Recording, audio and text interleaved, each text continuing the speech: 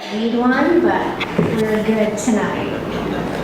So those of you that were there earlier today, you're going to hear a couple of stories repeated, but I hope you will be okay with that. There's some that have not heard them, and what I wanted to do tonight, and something that my mother wanted, and my dad as well, was to really celebrate her life, and that's impossible to do without celebrating his life. Because she was a love of his and he was a love of hers. And everyone, but what I wanted to start with first, you didn't get a preacher with me, unfortunately, but my mother loved one person and his way of praising. So what I'm going to do is take a moment and you're going to hear the King sing Amazing Grace and just reflect on my mother's life with that. So tonight I wanted to tell some stories about my mother and father, and some that some of you may not have known about yourselves. I don't know. They were private about some things, but not about others. But my mom was born here in Macon, and she was born and lived on Willingham Mill Village. I don't know how many of you know much about that, but both of her parents worked in the cotton mills there. They were very hard workers, they had a great work ethic, and even though on that mill village, they didn't live in big houses, they didn't have a lot of material things, my mother and her siblings had nothing but the fondest memories of their childhood. She has one sister still living, Dolores, Kenny's mother, but the other two have since passed, as have her 4 brothers. And she had the joy of having a childhood that was rich in love. Around the time she was 14, there was this guy she met, and his name was Mac. But she was 14, he was 17, and that wasn't going to fly with her parents. Plus, he was about to leave out and go into the Navy. There's another story about that, about he should have been 18 but was 17, but we'll kind of skip over that part of the story. He really wanted to be serving the Korean War, but he went off to the Navy. He went around the world. He served with pride. He had a love or two in his life. One, thankfully, none other than someone who I came to know later in life as a beautiful, beautiful person that introduced her sister. He had to come back to Macon. This is where his family was. And he had started also to kind of think about that, there might be something back there for me. My mother had graduated from Miller High School and wanted to do something with her life a little bit different than what her parents had done. Back then, lab technicians went to residential training programs. She lived up at the hospital in Griffin for over a year, where she worked on a rotation on call and had roommates and had the time of her life up there. But there was this young man trying to court her. And I'm going to need my glasses for this part, but that young man in the Navy had never forgotten her. I have a letter he wrote her. This is January 8, 1956. Dear Sylvia, I wish I could sit down and write letters like other people, but I just can't think of anything to say. Except your family and mine are doing fine. Just accept this little poem from my heart to yours. It's just exactly how I feel. And the title is, I Love You, Sylvia. My angel sweet, now we're apart. This cannot be forever, because to cast you from my heart, I could never, ever. I love you, Sylvia. Won't you please not wait so long to become my loving wife? For in my heart a burning song says I'll love you all my life. I need you, Sylvia. I'm not very good at that either, so I might as well have said, hurry home, Sylvia. It's miserable here without you. Love, Mac. So that is what ended with 1956 in September. My parents married. He had known her for years, but they finally, their lives brought them back together with a lot of coaxing on his part. And one thing that all of you probably realize on both sides of the family is that when my dad married my mom, he married the Collins family, especially Dolores, because those two were a package deal. That's just how it was. And he was okay with that up until, my goodness, give me what, like about 2015, I think? The running joke at my mom's workplace was Mac has 2 wives. And the running joke for me and Kenny was we had 2 moms. Because there truly wasn't a Mother's Day that went by that we didn't buy duplicates of everything. One for her, one for the other. Because if we didn't do it and it was exactly the same in some value, one would get mad at the other. Because that was the other part of sisterhood. As much as they loved one another, as I said today at the graveside, it also might end in homicide on a given day, depending on what they were arguing about. But that's how love is. But they were blessed to be lifelong friends their entire lives. And it went beyond just siblings. And it truly was one of the deepest friendships that I've ever seen in my entire life. And it's something that I am blessed, and Kenny is blessed, that we had that experience of having our moms like that. Speaking of motherhood, you may not know some of the challenges my mother had. I know some of you probably heard a little bit, well, Tina was born a long time later, but back in the 1950s, there wasn't a whole lot that could be done for women that had certain medical conditions. They had tried. My mother had 3 surgeries. Back then, it was from your rib cage all the way down, right down the abdomen. And at age 18, she had already had most of one ovary and half of the other removed. Her fallopian tubes were completely scarred, and they had told her there is no possible way that you're ever going to have a child.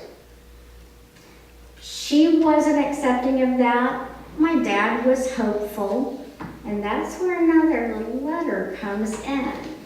And this is from December 25th, 1958. This is 2 years after they married. Merry Christmas, Sylvia. This Christmas it's just you, dear, and me. Maybe by next year there will be 3. The year after that it could be 4, and on through the years maybe more. But if it remains just us 2, my heart will always belong to you. Have a Merry Christmas, and never fear, you are stuck with me for many a year.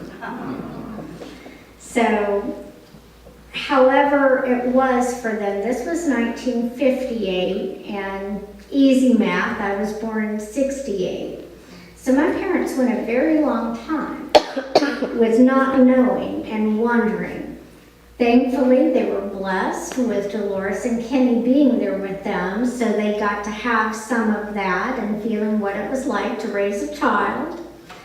And then, early 1968, my mother got very, very ill. And she went to the doctor not knowing what was wrong with her, and she laughs that it was this really rare condition called a Tina virus. And she even argued with the doctor when he said, "Sylvia, you're pregnant." She said, "No, I can't get pregnant." And he said, "Well, here's the test." So I really was the surprise of their lives, because they had never expected after 12 years that they would actually become parents. And she called me the little egg that could. So I don't know, which side I came from or whatever, but, it happened for them, and that was one of the miracles of their life. Some of you may know a little bit about what they went through right before I turned 2. I've always had rheumatoid arthritis. You know that that's not the easiest thing to live with. But what you may not know is before I turned 2, and Kenny may be the only person that knows the real details of this, my parents were given a misdiagnosis here in Macon because they didn't have the advanced laboratory tests that they have now. They were told that I had lupus, a very volatile form of it, and that I would not live past age 5. So for months, my parents had no idea that I was going to survive. They prepared to lose me. They prepared for an agonizing death. That's what was predicted for them. And it was a horrible time, I'm sure, because I know what it's like to see my daughter get a shot. It's pretty bad when the good news is that your child has a crippling disease that can leave them in a wheelchair. But it beat your child is not going to live. Thankfully, in a few months, I was up in Atlanta at Eccleston Hospital, and I was given the correct diagnosis. It was a rare type of rheumatoid, but it was one that was survivable, but one that would be tough. So that's the next thing that my parents survived as a couple and went through after all those years of not being able to have a baby. And then they had a little over 2 years, and then guess what? She's not going to live. And I think that really helped both of them for what was to come. Many of you may not know that my dad suffered from a type of arthritis, or sometimes called gout. He would be up all hours of the night with wraps on his hands or sleeping with it up on the headboard so that he would feel like getting up and going to work the next day. So he knew better how to care for me and motivate me, but my mom did a great job too. But she had to witness some things that back in that time period had to be horrifying for her. They put children to sleep to aspirate fluid from their joints. I had general anesthesia. She saw them take me away so many times for that.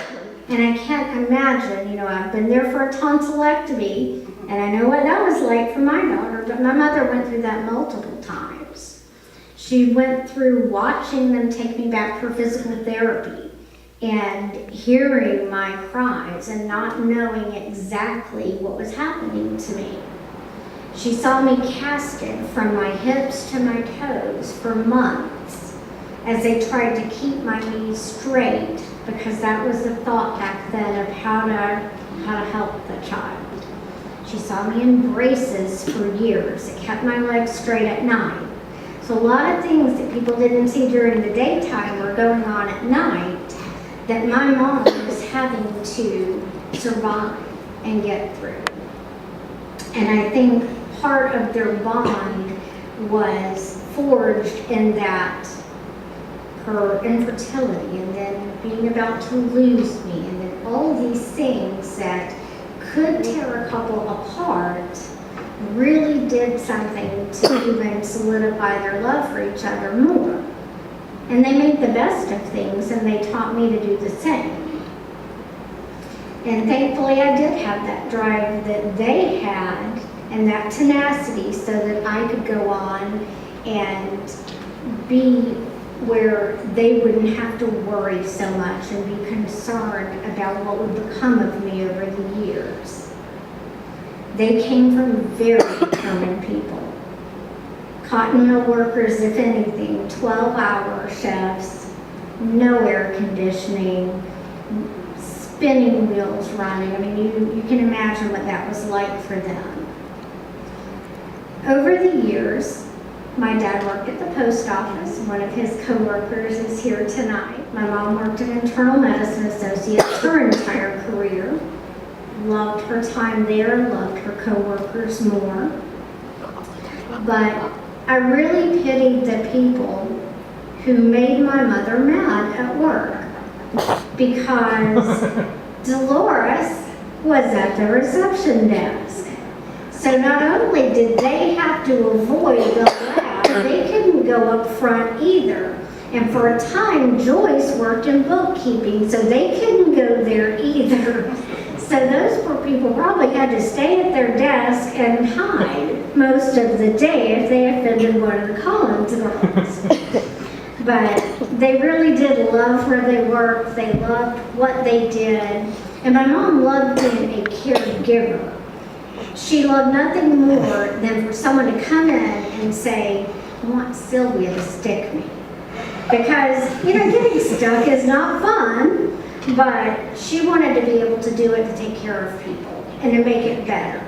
If they were frightened, if they were fearful of medical tests and biopsies and things like that, she wanted to comfort them and make it where their days were a little bit brighter. One thing I've never been more sure of with my mom is that my dad was her soulmate. No doubt about that. And as a teenager, I often thought, they don't have a very romantic relationship. They don't go to these nice dinners and they don't dress up and, all these different things that I thought back then mattered and we all probably think as young people. But what I found out love really is her bringing him a hot meal every time he worked a weekend at the post office, which was pretty much every weekend. Whatever he wanted, she brought it to him on his breaks. That's love. For him, it was when she was going through chemo with her breast cancer. Every night before bed, he would go get the stuffed animals that were on the bed and put them in these crazy positions that would make her laugh. Those aren't grand gestures, but they're acts of love and they're acts of servitude and they're acts of compassion. And that's what I got to see with my mother and my father. And it was amazing. And not many people have that nowadays. Their love was what I consider to be timeless. And it transitioned and transcended this world in a number of ways. In fact, he loved her so much that one year for their anniversary, he got her this massive picture to put over their bed because he wanted her to have a picture of the sexiest man in the world. And before any of you think, wow, I didn't realize Matt was that egotistical, it was Elvis Presley. So it takes a man that is very confident to hang another man's picture over their bed. But he did. And that's why Elvis has been playing tonight. That was her other man. But my dad never showed his love more than when my mom was showing signs of Alzheimer's.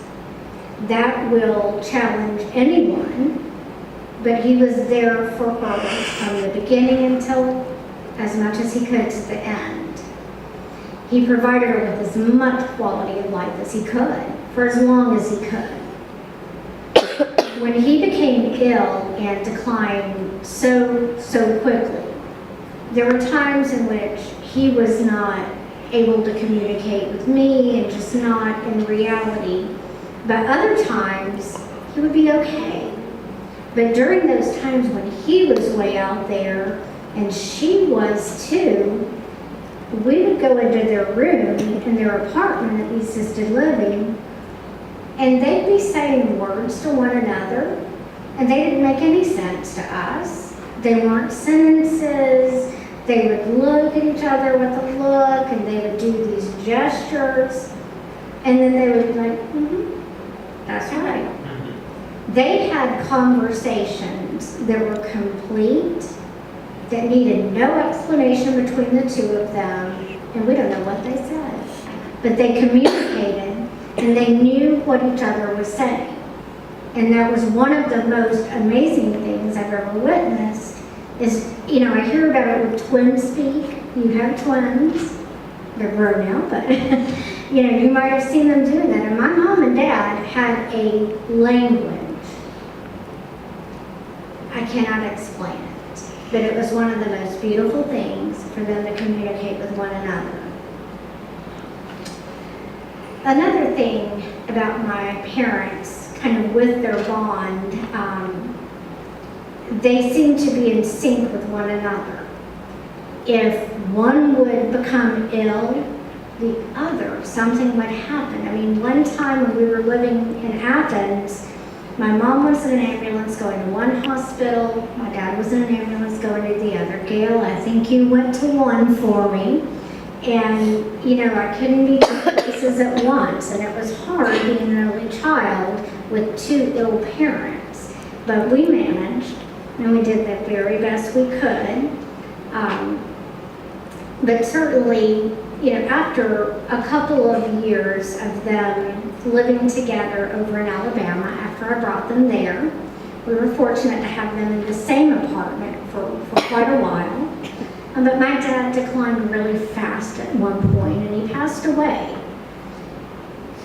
But I was thankful that at that point in time, my mother was beyond understanding and knowing.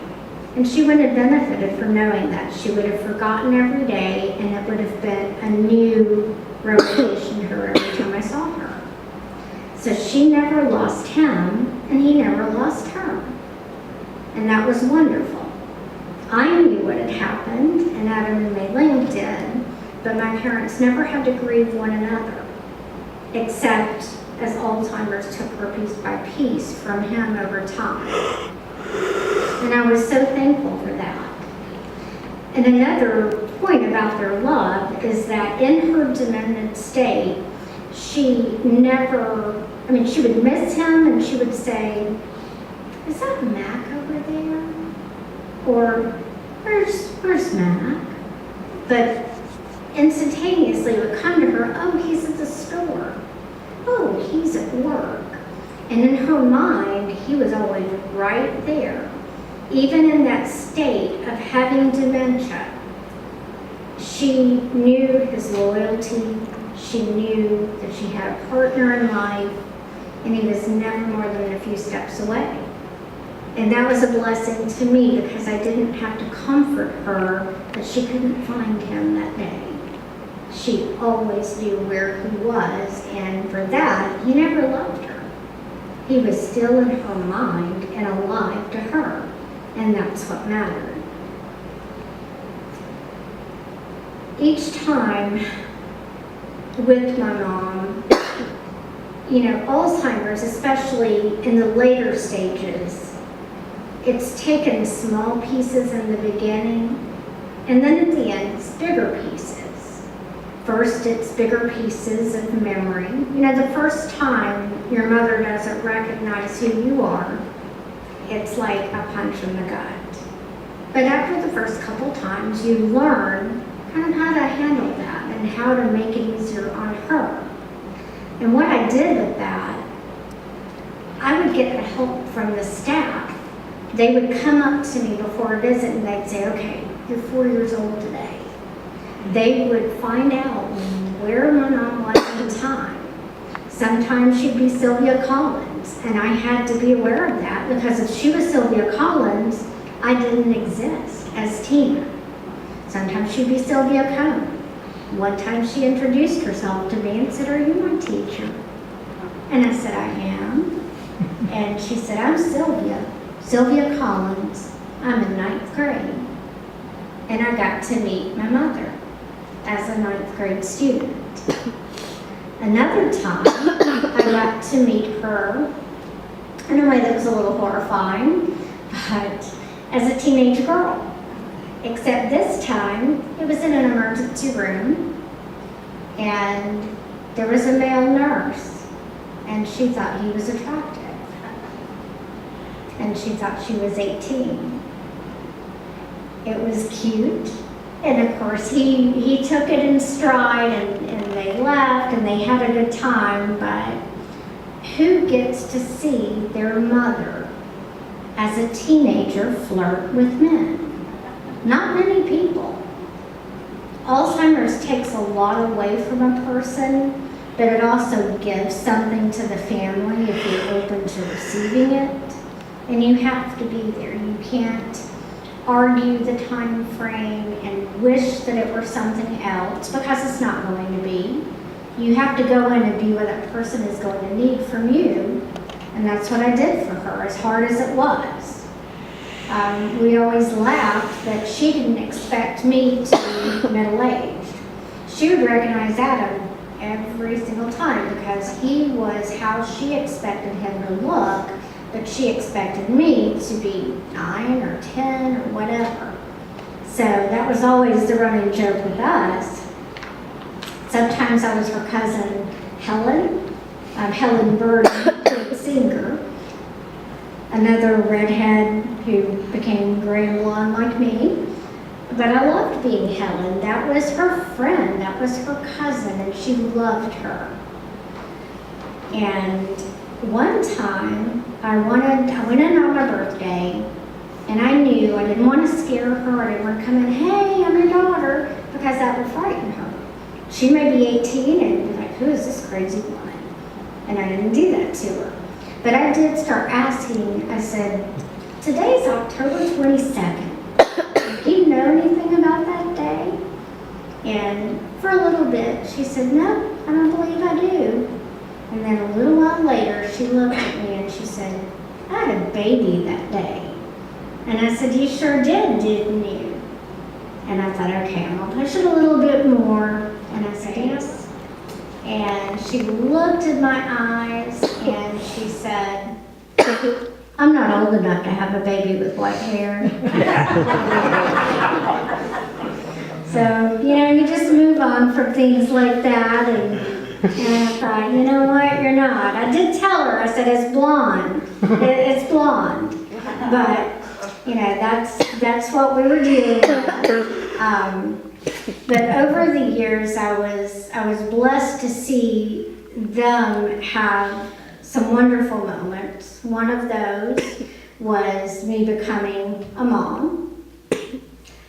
When we came up the escalator at Hartsfield with a baby in our arms, 23 hours of flights, and we probably looked like we had been through I don't know what. My mom was standing there in tears, and I got to see that. I'm only sorry that Maylene didn't get to know her before she had any trace of her illness. But she got to know my dad in his full glory, so that I'm grateful for. But the last couple of years with my mom, since my dad died, of course, as I said, Alzheimer's takes more and more. And after a lot of her mental decline, we started seeing the decline of her body. And that's the way that goes. It was kind of a blessing for me to watch Aunt Frances with that Rusty, because it gave me kind of a path of how things were going to be and what I would be facing and when. And I tell everybody that she was so much like my Aunt Frances with it instead of like Dolores.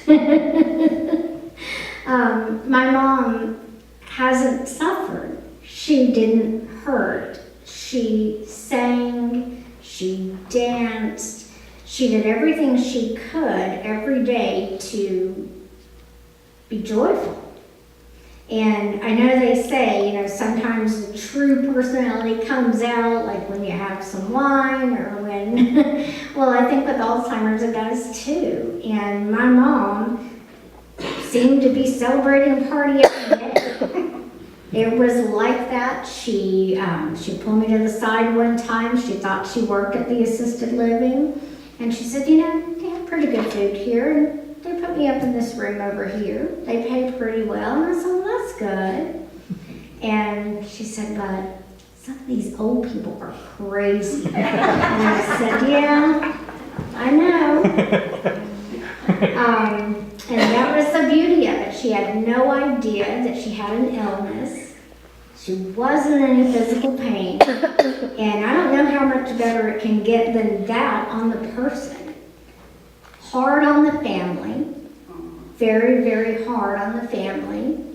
And certainly hard to watch my dad lose her like that. But thankfully he was spared from the worst of it. And one of the things that proved my dad's love for my mom, when it was his time and he was in his last week or so, he kept wanting to ask me, he said, Tina, did I do good? And he was talking about my mother. He wanted to know, is our insurance enough? Did I do everything to ensure that I can go and she will be taken care of? And I assured him of that. And then after I got Uncle Ronnie on the phone, and I got Uncle Gus on the phone, and they said goodbye to him, and I told him one last time, I said, Sylvia is taken care of. We didn't even make it to sit down at a restaurant to get some lunch. And my dad was gone. And that's all it took for him. That was what he cared about, is that Sylvia was taken care of. And that's quite a man for that to be the very last thing on his mind. I mean, he loves you too, Uncle Ronnie, but he wanted to know that Sylvia was in good hands. And I was glad to be able to let him go in that moment and tell him that everything was fine. He had done great. But like I said, the last couple of years, they were tough, but she was a trooper. She sang, she danced. Showed her a picture of Dolores one time. I tried to connect with her any way I could. And I pulled it out on the phone, and you've got the sisterly love, you've got all the bond and everything that you imagine she would think when she sees her beloved sister. And she looked at the picture, and she said, damn, she looks old. So I pulled up one of Dolores a little younger just to see if we could kind of move away from that a little bit. But this last Mother's Day, I think, was the hardest day because she had started to, what hospice was calling, loosen her bonds of here. And I knew it was coming. I could tell. And that Mother's Day, I struggled to be able to connect with her, to even get her to make eye contact because she was just fading from us. But how I connected with her was what she loved so much, and that was music. And I had an idea, and I'm not going to subject you to it because that would be awful. But I started singing lullabies to her that she had sung to me as a baby. And she hadn't been responding.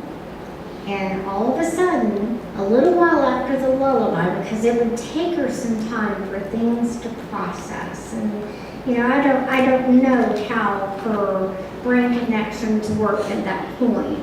But all of a sudden, I was sitting there, and she reached out and she grabbed my face. And she said, I know who you are. And I didn't ask her to name me because it didn't matter if I was Helen or Tina, but I think with the lullaby she knew. And she reached up and she kissed me. And that was the best Mother's Day, aside from having Maylene, that I could have had. And that was my last one with my mother. And somehow she acknowledged our bond. But there was one last thing that I had to do for my mother that was the hardest. When I knew that we were getting closer, I had to let her know that it was okay and that she had done everything that she needed to do here. So I finally told her, after much thought, I told her, Mac has died. She hadn't responded at all that day. It had been like an hour and a half of me talking to her, patting her hands, everything I could think of. And after saying that, she grimaced and she made a groaning sound. And I told her, I said, it's okay. You can go with him when you're ready. And then I went through that family Bible that was out there that you saw, and I listed for her everybody else that was there and waiting. And I did that not because I wanted to lose my mother, but because I needed to give her back to him. I needed to let her know that it was fine for her to go. She had done what she was here to do. And within a week, June 30th is when my mom died. And I know it was that giving her back to him that helped her to finally break that final bond here and go to be with her Savior and the love of her life. So that definitely, I was blessed because I don't think there's any such thing as a wonderful death, but she had a good death. She laughed and danced and loved and sometimes said ugly words if they tried to get her to do things she didn't want to do. But thankfully she had a living will, and I followed it to the T and put it on file for them so that she wouldn't get anything done she didn't want them to do. And even there, the last couple of days, when I would sing to her and when the hospice nurses would sing, you could see her mouth moving, and we don't know what words, we don't know what notes, but it was still there until the very end. Alzheimer's took almost everything until she was gone, but there was still some of Sylvia there, and I was grateful for that as well. I got a call one Saturday morning, June 30th, and my mother had just gone to sleep the night before. They had checked on her through the night, and sometime between that last check-in and breakfast, she just faded. She just faded away. No struggle, no pain, none of that. And that was my other blessing that my mother gave to me. And she waited for Adam to get home from a business trip so that I wouldn't be alone. But I think of everything,